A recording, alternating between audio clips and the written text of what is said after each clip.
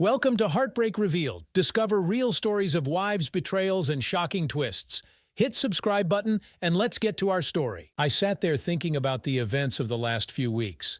Try as I might, I couldn't pinpoint anything specific that made me think Emily was cheating on me. It was the little things that made me uneasy. Something was happening, but I couldn't understand what. I was sure something was up, but I had no proof. I had no idea who, what, or where it was happening. I even began to doubt my own sanity. Was I reading too much into it? Maybe I was overreacting, imagining all sorts of scenarios. But still, my insides were knotted. I felt rather than knew that something was happening. Maybe this was the beginning of an affair, maybe just a one-time thing. The more I tormented myself with thoughts and fantasies, the more confident I became. I had been thinking like this for what seemed like weeks. But how long did it go on before I became even slightly aware that something was wrong?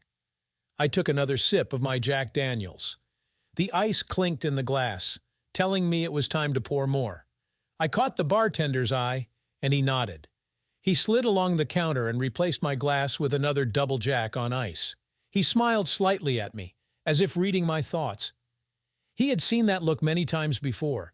His gaze was supportive, and at the same time compassionate, as he recognized the pained look in my eyes.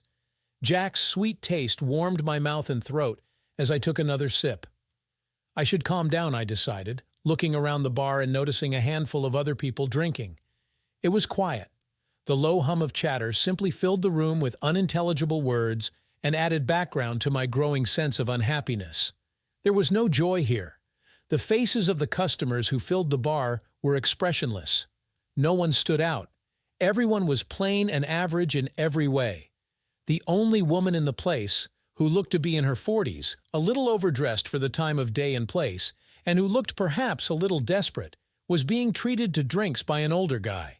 He looked like he was hoping for luck, and looking at her, he didn't have to try so hard.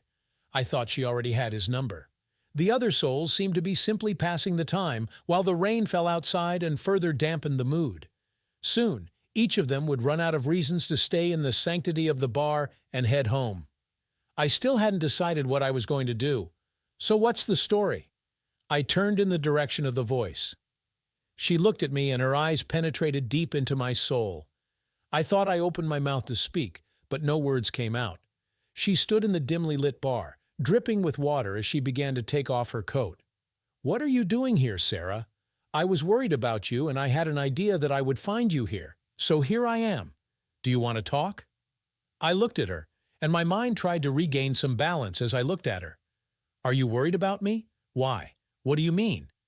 I looked at her, trying to understand what she was thinking, worrying if she was trying to trick me somehow. Can I trust her?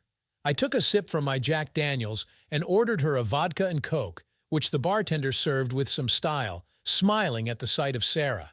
She caught his eye as he served her, smiling one of his sweet butter-want-melt smiles as his gaze slid over her full breasts, jutting out beneath her tight blouse.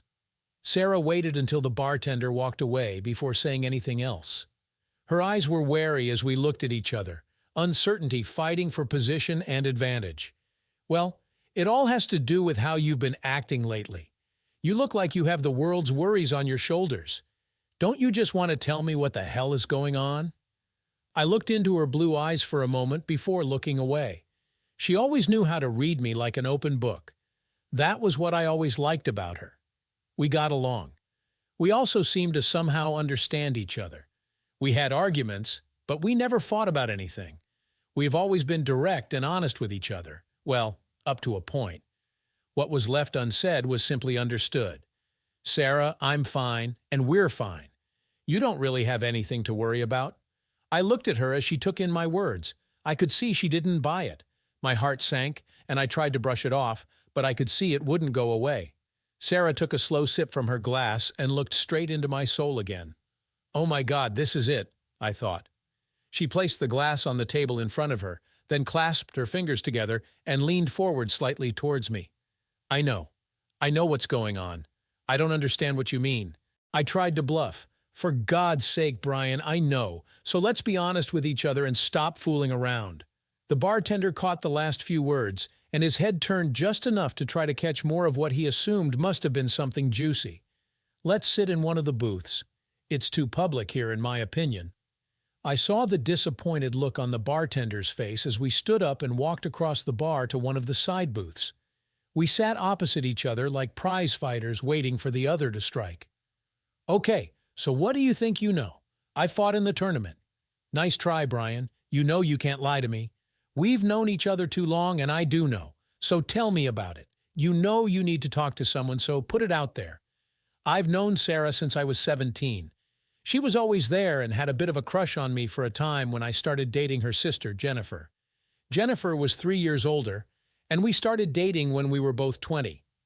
Sarah and I always got along, much to the displeasure of her older sister.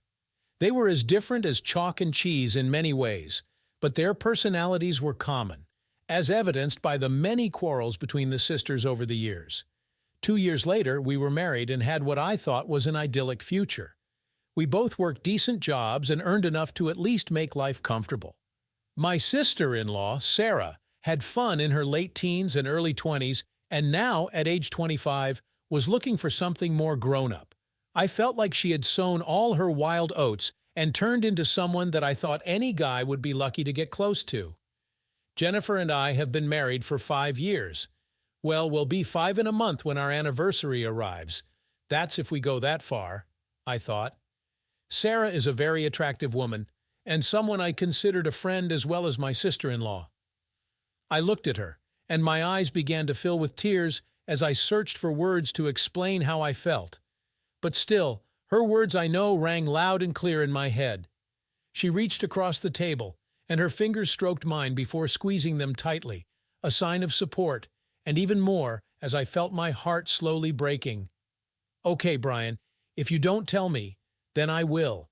Jennifer is cheating on you. I think you know this. Of course I know. What are you going to do about it?" Now my eyes widened when I heard those words, but still refused to understand as I stubbornly tried to make sense of what I knew and what it meant. I didn't want to hear anything anymore. In my opinion, if I didn't really know, then it couldn't have happened. And then it couldn't have hurt me. I wouldn't have to deal with it either. Sarah looked at me. She saw the glassy look I gave her. Was it shock or denial? "Brian, I love you dearly, but for God's sake, wake up. I'm sure it's some kind of misunderstanding or something." I tried to slip it under my arm and also tried to mislead myself even more. Sarah's eyes suddenly flashed with rage. She reached out and hit me in the face, damn hard. The bartender looked at me and stopped wiping the glass he was holding in his hand. "Is everything all right there?" I raised my hand. "Yes, of course. There are no problems here." I raised my hand to my cheek. The heat of the slap made it glow, and I was sure Sarah's perfect handprint was there too. "Sorry, Brian, but you drive me crazy sometimes. You know how much I care about you, and I can't stand to see you hurt like this, so be wise and courageous. This is happening, and we need to do something about it." I swallowed, rubbing my cheek, and the gravity of my situation began to dawn on me as the pain of her slap shot through my brain. "Okay, I'll start. I'm sure you at least suspect something, but I'll continue anyway. A few weeks ago, I was with Jennifer when she got a call on her cell phone. She left the room to answer, which was a strange thing to do, wasn't it? We're sisters, damn it. What could she be hiding from me? I nodded, fearing the worst, but as I sipped my Jack Daniels, she continued. I just thought it was weird, so when I had the chance, I checked her phone. Jennifer is so trusting. There is no lock code on it. The call was from a guy who was in her contacts and introduced himself as Robert. I didn't know about any Robert or Bob, but thought I'd keep an eye out for any recurrence. "So who was this guy, Robert or Bob?" I asked, trying to rack my brain for any information about this name. I actually found out who he was about a week later. This is a guy she knew years ago before she even started dating you. Anyway, it looks like he contacted her through one of those social networks or a chat site or something like that. It looks like they've been messaging each other for a few weeks now, too, but I didn't know anything about it. All I knew was that there seemed to be little things going on that somehow stayed apart. Yes, I know, but it was all part of what they did. Nothing obvious, but it just seemed like everything was falling into place for them. So it's just a couple of friends texting each other, reliving old times or something. Yes, it seems. Anyway, That's how it all started. Are you saying that something happened? Yes. Are you saying that you didn't notice anything suspicious? Only that it seemed like circumstances were conspiring to keep us apart, and of course, the obvious lack of opportunity to have fun. Sarah looked at me with a look of disbelief on her face, as if I was stupid. What? I stared back at her. Brian, I love you dearly, but damn it, get your head out of your ass. Reality sank deeper into my fogged brain as her words became more real by the minute. Damn, I thought this was serious. I took another sip and gathered my courage. How far do you think it went? Or do you know? Sarah looked at me. Her eyes sparkled and looked away for a split second. That was all the answer I needed. When? How? Where? I asked quickly. My mind was now playing catch-up as I felt rage begin to boil inside me. The race between logic, common sense, and pure animal rage had begun. I know she's met him at least 3 times in the last 2 weeks. At first I was not sure, and only 2 days ago I found out for sure that it had progressed. I was having lunch with one of my friends who works with Jennifer, and she let it slip. I didn't show it at the time, and she hid it well, so I let it slide. It turns out she met him twice for lunch, and at least once for dinner one evening last week. Is this consistent with what you noticed? I looked at her, taking in her words. There have been a couple of times recently where I called her office to set up a lunch meeting, and she wasn't there, or she just left. Was this when she met him? Then last week she had a seminar that she simply had to attend. It was announced late and scheduled for after work. That evening she returned home late, after midnight, reminiscing about the past. She came in and said it had taken a long time, and the team went for a drink at the hotel bar to relax before leaving. I also remember that there was no sex that night, and she also took a shower before bed. My mind was racing. My brain was confused as I perceived these hurtful facts, each of which increased the agony and turned the knife that was firmly stuck in my heart. To hell with all this, I suddenly spat. Sarah looked at me, and now there was concern in her eyes. Brian, what are you going to do? Don't do anything stupid. She shouldn't get you into trouble with the law. I looked at her, and from the expression on her face, I knew that she had noticed the change. My face seemed like stone, and my heart was now a block of granite. My body was preparing for what was to come, and she could see it. To hell with all this. I will not put up with this under any circumstances. This will stop. I'll stop this. There is no place in my life for a cheater. She will pay. He will pay too. My eyes glazed over as rage bubbled up inside me. My muscles tensed, and my fists clenched. I've never been a violent guy. I had my share of confrontations when I was younger, but I never looked for trouble. Sometimes you just have to take a step forward and face the truth, which is what I did then. I was just a little out of practice, that's all. But it had to be fixed, and quickly. Brian, whatever you're up to, take a step back. Think about it and don't rush without a plan. Otherwise, everything will go to hell. You need to think and prepare. Otherwise, you will end up getting burned. Her words saturated my rage, seeped into the rational part of my brain, and made sense. In a weird way, it helped me calm down a little and realize that what I suspected was actually true. So at least I wasn't going crazy. Do you think she's there now? I looked at Sarah. I saw that her eyes filled with tears, and a tear began its lonely path down her pretty face. Yes, I know that she is with him now. That's why I came looking for you. I felt rage boiling inside me again and slammed my fist on the table. Several people in the bar turned and looked. I raised my hand to the bartender, and he gave me that half-smile again. How the hell did he know? Do you know where exactly? I asked more hopefully than anything else. No, I have no idea, but tomorrow I'll see my friend again and find out what I can. I know he's married and has a couple of kids, although I'm not sure where he lives yet, but I'll do my best to find out if it helps. I reached for her hand, holding it tightly, and brushed a tear from her cheek. Thank you, Sarah. I know it's hard for you, but I really appreciate it. I really do. What are you going to do? She looked at me worriedly. I know I can't do what I want, at least not yet. But I'll stop it. When I do this, it will be final, and there will be no retribution, no remorse. But they will both pay. In the meantime, I will keep what is mine. I will get the evidence I need for what I decide to do next. Sarah looked at me worriedly as I finished my Jack Daniels. I caught the bartender's eye, and he poured another one for each of us. As he approached, I saw that Sarah wanted to say something. I raised my hand to stop her until the drinks arrived. I handed him a banknote. "Keep the change for yourself." He nodded and left. "So how long will it be before you come face to face with her?" "I have a lot to think about. I'll make a couple of calls tomorrow while I do what I need to do with my assets. She won't get a penny from me if I can catch her. Not a single penny. You know it will be difficult for you to be around her, don't you?" "Yes, I understand that. But in any case, in a sense, this has been the case for the last few weeks. I'm guessing that if she hasn't noticed it now, she won't see any change." Sarah finished her drink in one gulp and stood up. "I have to go, Brian. Can we talk again tomorrow? I'll find out everything I can for you." She put her coat back on. I stood up and helped her, feeling her press against me. Crap, she looked so much like her sister. She looked up at me, and I saw tears in her eyes as I kissed her cheek. "Go home. I'll be okay. I'll call you tomorrow." She smiled and turned away, and I watched her walk out the door into the dark and damp evening. I took a deep breath and sat down, wondering what to do now. One thing was certain. They will pay, and it will be fast, ruthless, and unforgiving. I don't remember much after that. Somehow I woke up in my own bed with a mouth like the bottom of a parrot's cage. My head was still spinning when I lifted her from the bed. I rolled over and noticed that I was alone, and Jennifer was nowhere to be seen. My senses were slowly awakening when I heard a noise downstairs.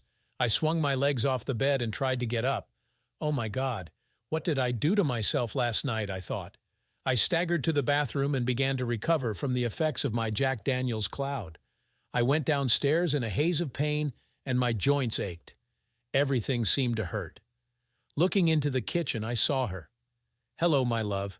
What did you do last night to get into this state? Would you like to know? I had a drink with an old friend, that's all. Got carried away." I sat down, poured myself some orange juice, swallowed it, and went for another. "Oh, really? Who was that? Anyone I know?" My mind turned dawn. "No, I do not think so. It was Bob. I knew him a long time ago. Haven't seen him in years, and he was in town for a couple of days on business." "Bob?" Something flashed across her face when she turned around. "Yeah, I'm sure you probably remember me mentioning that we went to college together and played football for a couple of years. Tall guy, dark hair. He still asked about you?" Jennifer looked puzzled. "Sorry, I don't remember any Bob, but still, the main thing is that you have fun. Strike first." She sat opposite me at the table. I looked at her, remembering my conversation with Sarah yesterday. "So, honey, what did you do last night? Was there anything exciting? What time did you arrive?" She looked me in the eye as she lied to me. "Oh, nothing special, really. I finished my work and then the two of us went out for something to eat and drink.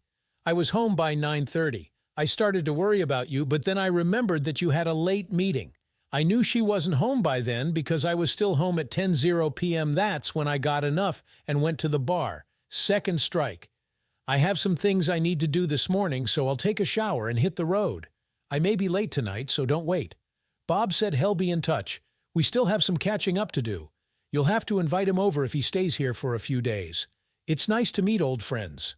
I'm sure I will do it. You must remember him fondly." She looked at me blankly.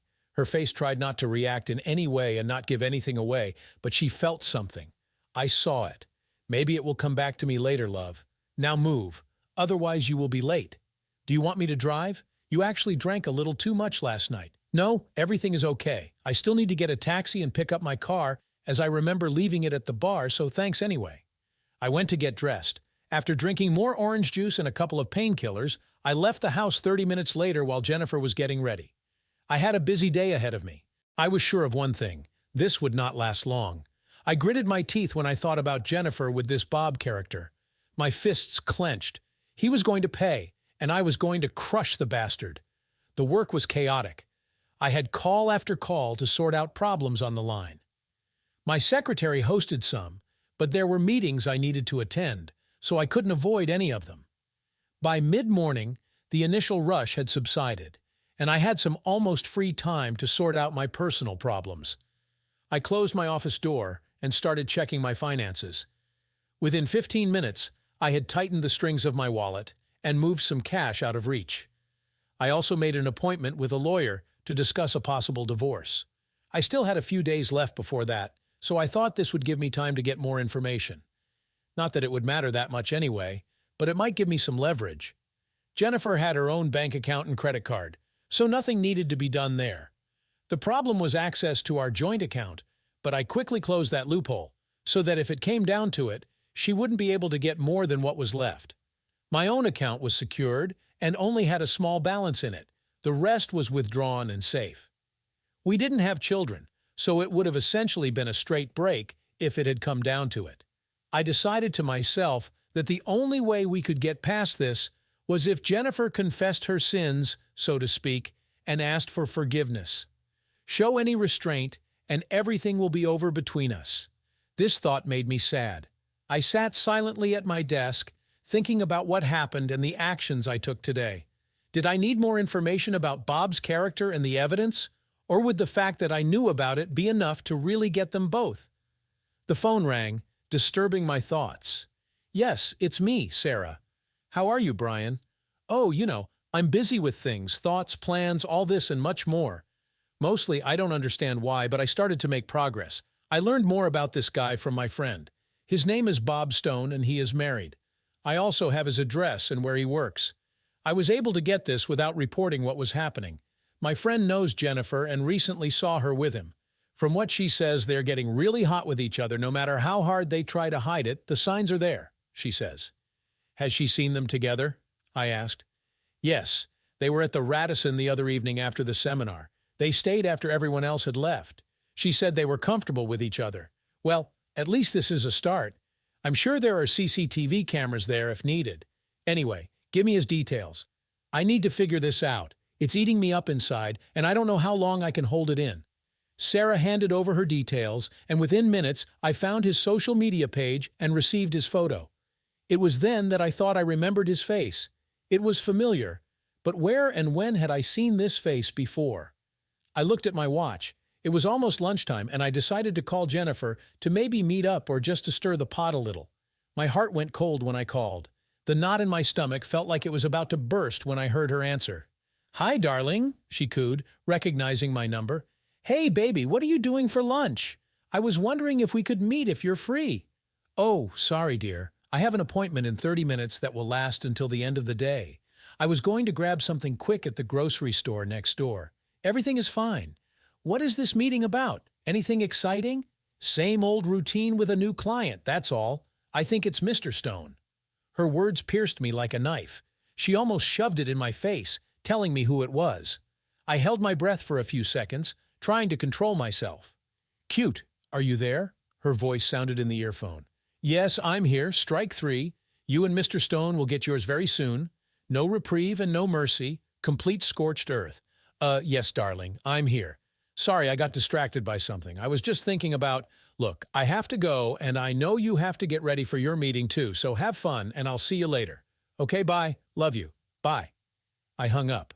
I was seething with anger and sat gritting my teeth when my secretary poked her head through the door. "Brian, I'm going to that grocery store down the street. Do you want me to buy you something?" I thought for a moment. Yes, buy me anything. Surprise me. The main thing is that it is large, filling, and with a lot of red meat inside. I feel like I want to sink my teeth into something. She looked at me strangely and nodded as she closed the door. It seemed to her that her boss was acting a little strange. He had been locked up all morning, businesslike, yes, but there was something else. Something was brewing. She just knew it. Sarah called her sister's office and walked into the lobby to see her sister exit the elevator and walk toward the front door next to a tall, dark-haired man. He looked to be about 35, a couple of years older. She recognized him after seeing his photo on the internet. Bob Stone. She stood in front of her sister, who jumped in surprise when she saw her. "Sarah, what are you doing here?" Sarah looked at her sister, seeing her discomfort at having her obvious plans ruined. "I just thought I'd pop over to see my sister and maybe go have lunch." She smiled innocently. "Well, Mr. Stone and I are having a business lunch, so maybe another time." He extended his hand to her. "Bob Stone, nice to meet you." "Nice to meet you, Mr. Stone. How long have you known Jennifer?" He looked a little confused by her question. Jennifer started to pull her away. "Listen, Sarah, we need to go. We have a meeting. See you soon." Sarah smiled as she watched the couple walk out the door and into a waiting taxi. She noticed her sister looking back at her as it drove away. I sat in my office, chewing a huge piece of pie. It was stuffed with red meat, and I smiled to myself as I slowly bit into it, savoring it and thinking about my next steps. Sarah confirmed that Jennifer had left her office, so I called her secretary and found out that she would be gone all day. Well, isn't this damn great? As far as my finances are concerned, everything was settled. I had a locksmith on speed dial and agreed ahead of time on what was required. My lawyer was on edge and ready to act as soon as I gave him the rest of the information he requested. Okay, tonight was supposed to be the first step. I was going to really mess around with this couple for a while before I pulled the trigger. My old man always told me, don't let them know that you are following them. Just take route number 1. Be straightforward and destroy the bastards. To hell, a person who has few, to say the least, direct words. Maybe it was something I had forgotten about recently, but it was getting damn close. It was on its way. That evening, I was at home when Jennifer walked through the door. She looked beautiful, nothing unusual. She smelled normal too until I went up to kiss her. It was the unmistakable smell of men's cologne, faint but still noticeable. She noticed that I was looking at her. I didn't say anything, kissed her lightly on the cheek and headed for the door. Where are you going? Are you okay? I am fine. I have a problem that I need to deal with, that's all. Just going to see Jerry. He invited me to play poker with a couple of guys from work. I thought it would do me good. It won't be too late. With that, I closed the door behind me and, gritting my teeth, got into my car and slid down the driveway. I drove to Jerry's, pulled up in front of his house, and he led me through the door into his garage. Jerry and I have a long-standing relationship. He always sailed with the wind and had gotten into trouble with the police in the past, but given his special combat training, he was the perfect friend for what I had in mind. You don't mess with a cage fighter. Jerry was a big guy, a little over 6 feet tall and weighing about 198 pounds, all muscle. Not the kind of guy to mess with, trust me. With a personality to match his size, he was formidable, but we had been firm friends since school. I called Jerry earlier, and he offered to help in any way, no questions asked, no matter what I needed, this kind of support. We quickly slipped into the garage, and I changed into dark overalls and a matching ski mask. We were like two mime performers standing and looking at each other. Not a word was spoken as we climbed into the nondescript used car he had procured. There was nothing remarkable about her. We walked slowly across town to the address Sarah had given me. We still didn't say a word. We agreed on the format in advance, so there was no need to say anything more. Jerry stopped the car near Bob Stone's house. There were no signs of life there. The only light we could see was on. We waited in silence. When the front door opened, we saw him get out, get into his car, and drive down the road. Jerry followed at a safe distance, and we already knew where he was going, so there was no rush or panic. There were no problems with parking at the training field. We stayed in the car while Bob Stone went to get his usual 50-ball bucket. Apparently, he did this every week. It's amazing what you can learn on the internet if you know where to look. We made ourselves comfortable. The radio was on, and Kenny Rogers was humming softly. Jerry looked at me as words poured out of the radio. He reached out and turned it off. We sat watching and waiting. The tension inside me was almost unbearable. It was hard to stay still and not go out and beat around the bush, but it was risky. The parking lot began to empty until there were only a couple of other cars left. We both tensed up when we saw him heading towards his car. Jerry got out of the car and stealthily walked towards the target. Bob Stone was still getting over the last shot of his practice when he lifted the lid of his trunk and put his clubs inside. Jerry picked it up and stuffed it into the trunk along with the clubs. One well-aimed blow to the jaw was enough to silence him. Cage fighter Jerry gained the upper hand, and for the next 30 seconds, Bob Stone was in severe pain in the trunk of his own car. Satisfied that he had used the human punching bag enough, Jerry turned his attention to Mr. Stone's groin, and soon several blows from Jerry's fist caused him to yelp before he passed out. He slammed the lid and quickly returned to the car, where I quietly, without fuss, drove us out of the parking lot. Everything went very well, Jerry thought, taking off his gloves and mask. Thank you, Jerry. I really appreciate it. Don't worry, buddy. Anytime. I am still your debtor, and I will never be able to repay you for what you have done for me. Well, that's what friends are for. At least your hands weren't broken, and there were no CCTV cameras in the parking lot, so it was a good job, as they say. Let's go back and start this card game. The rest will already be there. We drove back and played poker for the next 4 hours just for fun, without high stakes. We were friends, and friends don't steal from each other. The atmosphere was good. All the guys knew what was going on and supported me the whole way. This alone made me feel good about what I knew I would also have to do to Jennifer very soon. But first, I was going to mess with her head. I stumbled through the door just after 1:00 a.m. I exaggerated the amount I drank, and Jerry asked one of the guys to deliver my car. Jennifer stayed awake and waited. I thought it was time for an Oscar-winning performance. "Darling, why are you not sleeping? I told you I'd be a little late. Are you okay?"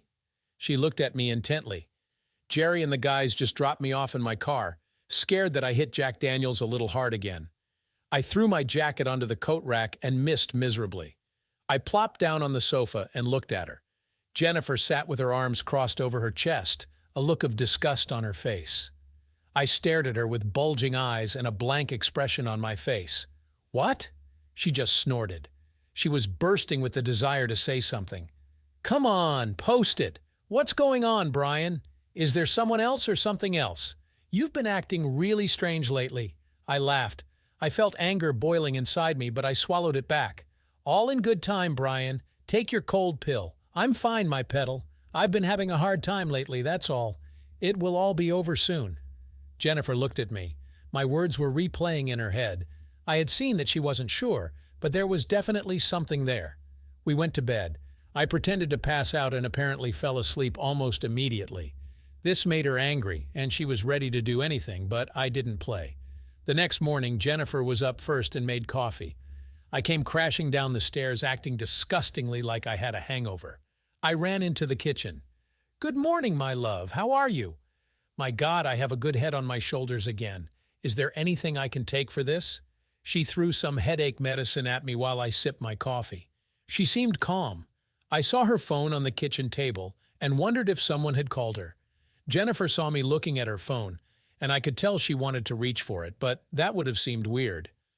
I poured some more orange juice and, casually picking up the phone, saw a look of panic flash across her face. So, she somehow got the message. I just glanced at it quickly before pushing it towards her. "Needs recharging, my love. I don't want any messages not to be received due to a low battery." I left the kitchen and went to get dressed. Jennifer looked out for me as if she knew something was going on, and Bob didn't text her this morning like he had been doing for the last couple of weeks. He couldn't know, could he? She dismissed the thought. She couldn't have been so careless, and it only lasted a few weeks. There were several lunches, dinner, 3 times, and of course a hotel, which was also 3 times. In fact, she thought it was nothing special, just harmless fun, and Brian would never find out. He wasn't going to leave without her, was he? This suddenly made her think. When was the last time she had sex with her husband? Oh my God, she couldn't remember. Maybe that's how it was. She needed to do something about it, and quickly. She was so engrossed in Bob that she missed what was in front of her, the only sure thing that could make Brian suspicious. I tumbled down the stairs and almost flew out the door when Jennifer tried in vain to grab me for a deeper kiss than usual. I waved and smiled at her as I pulled out of the driveway and headed to work. Around 11:00 a.m., I thought I'd text Jennifer just for fun. "Sorry about today, my love. I have a lot of thoughts, but everything will be resolved soon. Love you. X." I sat back in my chair, waiting for something to happen. Just after lunch, Sarah called me. "Brian, what the hell happened? What are you asking, Sarah?" Bob Stone was found beaten in the trunk of his car by a golf club employee earlier today. Jennifer told me about this. She is shocked by this. She's really shocked. I told her that these things happen sometimes these days, and it's terrible when it's someone we know, but we shouldn't make too much of it. You did it, didn't you? Oh my God, was he badly hurt? In any case, I can't say that it's too expensive for me, but no, I didn't lay a finger on him. Well, he's just a little beat up. I heard there were a few cuts and bruises, but nothing seemed broken. Did you ask how she found out? Yes, she said that she had an appointment with him for today, and his company called saying that he was in the hospital. His wife called them. This is very sweet, also believable, but cute. Maybe next time it won't be so easy for all of them. What do you mean, Brian? Accidents happen in the strangest places. That night when I returned home, Jennifer was not at home. Her car was gone and there was no message. I called her phone. "Where are you, my love?" I asked cheerfully. "Oh, I'm in the hospital visiting a friend. I'll be back soon. I'm on my way right now." "Okay, I hope she's getting better. Anyway, see you soon. Love you. Bye." I turned off the phone before she could answer. 30 minutes later, she returned home. Her face looked gray and haggard. "How's your friend doing?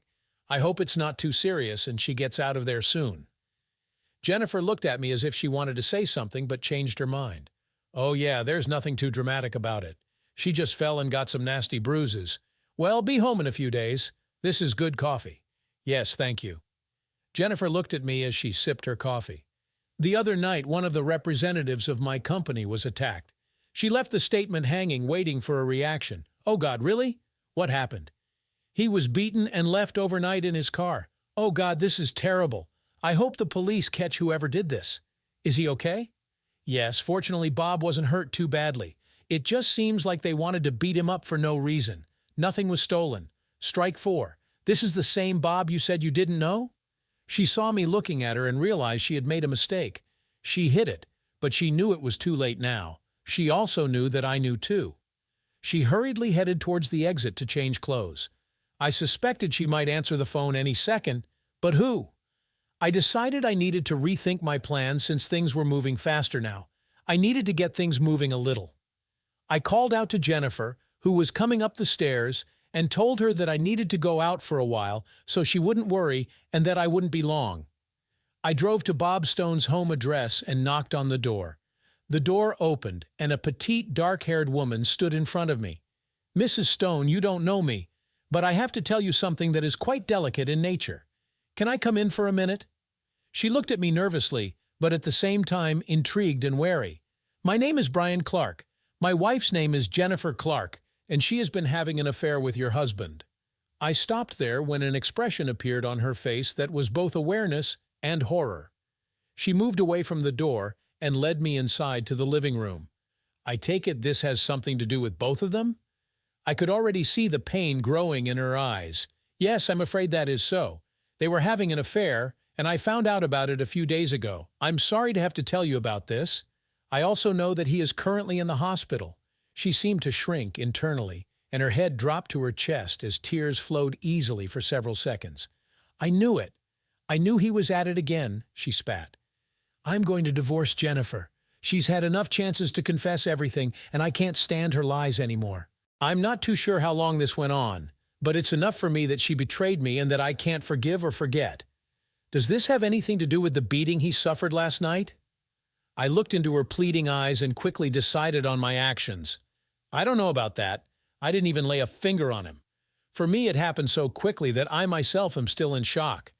Whoever did this is fine with me. Sorry, but that's exactly how I feel. Could he also be flirting with someone else's wife? Nothing surprises me. Well, he can keep his sorry ass on the other side of my front door. I've had enough of this. That's why we came back here. He cheated. I left her still spitting fire after I gave her the number of my locksmith and my lawyer, too. Honey, oh my God, what a mess. I jumped into my car and headed to the hospital, which was only 10 minutes away. I got there faster. I walked through the lobby, almost smiling as if a layer of stress had begun to lift off me. I squeezed into the elevator and went up to the room on the 4th floor where a certain Mr. Bob Stone was. I checked the patient list and found him in a side room. I slipped past the nurse's station unnoticed, entered his room, and carefully closed the door behind me. When I entered, he looked at me questioningly. I walked over to his bed, looking at his bandaged face. One eye was closed, the other bloodshot, and he looked at me trying to focus. Jerry did a really good job, I thought as I looked him over.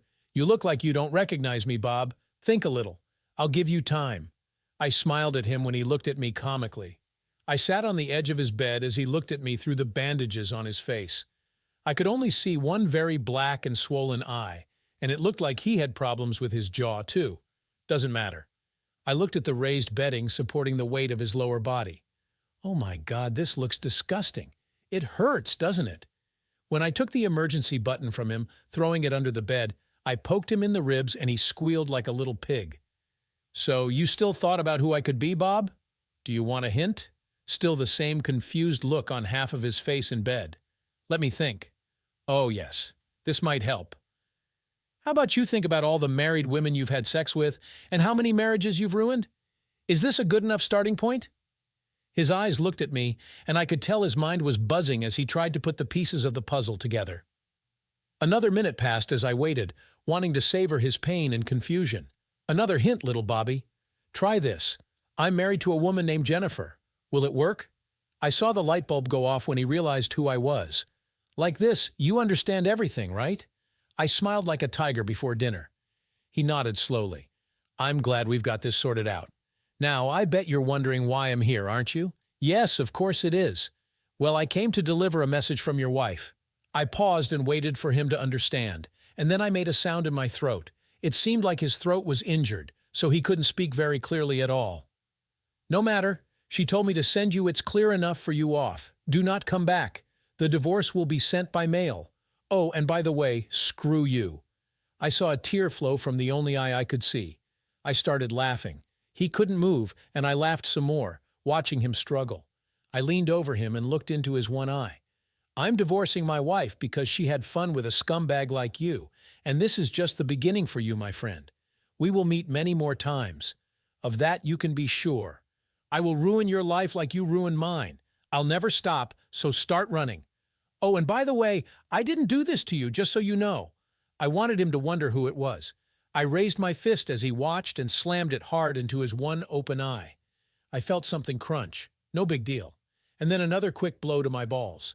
He screamed and then lost consciousness. I got up and left the room satisfied. Not in the slightest, but it was a start.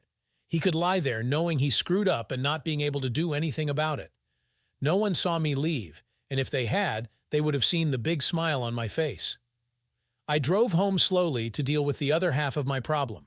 My inner anger was under control, because once the retaliation began, it was simply a course of action that would run its course, which I will follow and enjoy. For the most part, I was sad at the end of my marriage, but as much as I hurt at that moment, I knew there was never going back after her betrayal. My only consolation was that the parties who hurt me would feel it to a much greater extent. I do not forgive. There was a note on Bob Stone's card that we would meet again. I parked my car in the driveway of the house. Jennifer's car was parked where she had left it no more than 2 hours ago, and I absent-mindedly tapped the hood as I passed her on the way to my front door. I put my key in the lock and thought this might be the last time I do this as a married man. My heart suddenly felt like lead when I walked inside. It was as if all the worries of the last few days suddenly became real and incredibly heavy on my shoulders as I slowly walked towards the living room. As I approached the door, I heard the TV murmur in the corner of the room. I stood motionless, staring at her. Jennifer sat perched on the sofa. Her behavior was filled with fear and trepidation, as if she was waiting for the axe to fall. She had a feeling that something was wrong, as if the game was over, but nothing had been said yet. She was trembling with excitement, trying to remain calm, and I stood and watched her. She raised her head, and I saw fear in her eyes. Her mouth tried to say something, but nothing came out. I walked into the room and then walked past her, getting myself a drink. I placed my glass with a large amount of Jack Daniels with ice on the coffee table between us and sat down. My eyes looked at her, absorbing her fear, and perhaps I sensed a bit of defiance too. I said nothing as I reached for my drink and took a slow sip. The drink warmed the back of my throat as it slid down, my eyes boring into her without blinking. She waited. Let this wait, I thought, taking another sip. Still silent, my face was expressionless as I watched the woman I loved so dearly stare back at me. My heart was still filled with deep feelings for her, but was now balanced by the pain she had caused me for no good reason. Now she would begin to feel my pain too. I stared at her, but she saw nothing in my face that would give her any reason for optimism. So much had already been said between us without any words at all. Jennifer seemed to pull herself together and straighten up as she apparently decided to be bold. She had no idea what I knew, and could no longer bear the accusing silence. "Where did you go?" Her eyes betrayed her concern while I sat motionless and silent. "Talk to me, damn it," she stammered. I took another slow sip of my Jack Daniels. I really love Jack after a busy day, I thought as I watched her get more and more stressed. "What's wrong with you, Brian?" she hissed, angry at my silent treatment of her. "Okay, Jennifer, I'll tell you where I went if you also tell me where you were, okay?" She looked at me hesitantly and wearily as her mind began to race, like two prize fighters weighing each other, not sure who would make the first move, fearful of a counterpunch. "I told you I was in the hospital visiting a friend. What does all of this mean?" She leaned back in her chair, crossing her arms, pleased with her first throw. I took another slow sip of my Jack Daniels. "Honey, I just knew you would say this. Do you want to try again?" She watched my calm speech and I saw fear flash in her eyes. Now she was scared. "I was with my friend, as I already said. What is wrong with you?" And again, she thought she had brushed off the question and turned it back to me. "Okay, Jennifer, enough of this nonsense. I'll tell you where I went, okay? It will be easier for you to understand what we are getting at. I myself was visiting a friend. I didn't know her very long, but what I had to tell her was really very important. I haven't even met her before, but I can say that we are kind of friends now." I watched her face carefully. I could tell she was trying to control herself, but when she stuck her chin out, her defiant look gave her away. Did I have an enlightening conversation with her about her husband, Bob Stone? Perhaps you've heard of him. I saw the curtain begin to slide. It looks like her husband had an accident and ended up in the hospital. Nothing serious, just some pretty nasty bruises. So hell live. So that's good, right? Jennifer's face flushed as she felt the net closing in around her as I played with her. "What? What did you want to talk to that Stone woman about?" Jennifer asked, knowing the answer but afraid to hear it from my lips. "It looks like her husband is a serial philanderer, skirt chaser, traitor, or whatever you call it. Either way, I found out he cheated and felt she had a right to know." "Oh my God," she gasped, feeling something tighten around her throat like a noose. "Are you okay, honey? Can I get you something to drink? Do you know anything about Bob Stone's affairs, my love?" I sipped my drink while she tried to find the words. Her mouth wouldn't listen, and nothing came out.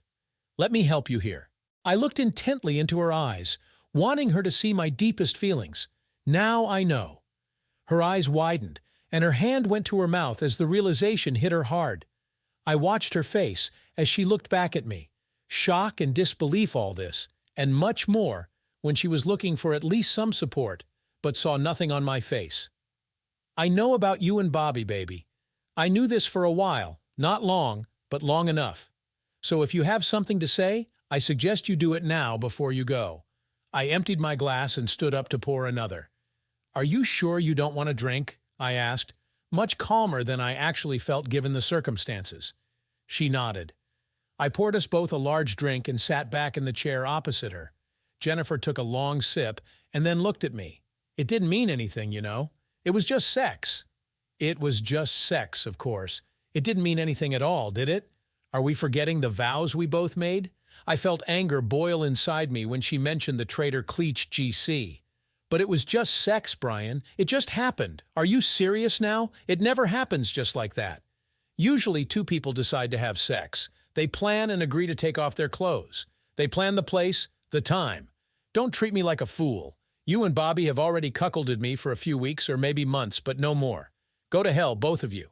It only happened twice, and that wasn't that great either. Yes, the thought of it was exciting, but it wasn't fun to do because I was constantly worried that you might find out. Well, I finally found out, so I hope it was worth our marriage. Brian, I'm sorry, really sorry. It didn't mean anything, and we can get through this. I will make amends to you and do whatever you say." I heard myself laugh, also loud and maniacal, as she stared at me. She was struck by the thought that had just flashed through her head that this could be serious. "It was a mistake. We can fix this. I'm sorry." "Yes, sure you are, my love. I'm sorry you were caught."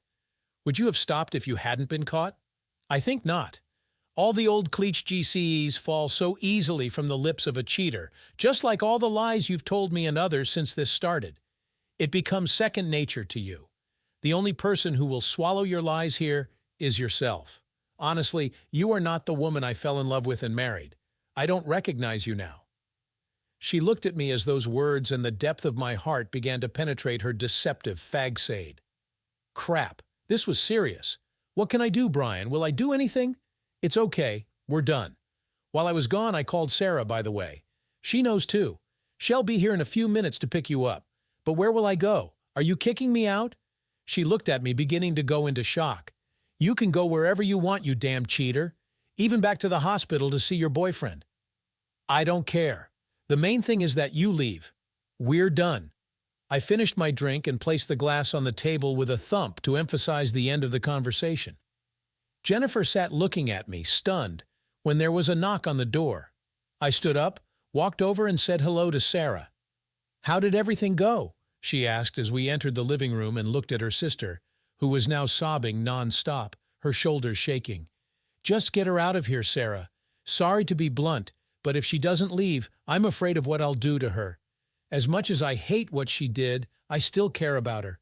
Please hurry up. Thank you for this, Sarah, and I will get back to you soon. I poured myself another drink while Sarah bustled around, packing Jennifer's things for the next few days. I listened to my wife sob while watching her sister gather her things and stuff them into a couple of suitcases. It took less than 10 minutes to get her out of my house. A longer battle would be to cut her out of my life forever and erase the pain. Retribution will help with this. That was all I had to wait for now, plus another hardcore Jack Daniels. I looked at the flames of the funeral pyre I had built in the backyard. Everything that belonged to Jennifer was now on fire. There was no way I would let that come back into my house. I finished the bottle and threw it into the fire. Thanks for watching today's story about Brian discovering Jennifer's affair and seeking his ruthless revenge. What would you do if you were in Brian's shoes? Let us know in the comments below. Don't forget to like, subscribe, and hit the bell icon to stay updated with more shocking tales of betrayal. Until next time, stay strong and stay vigilant.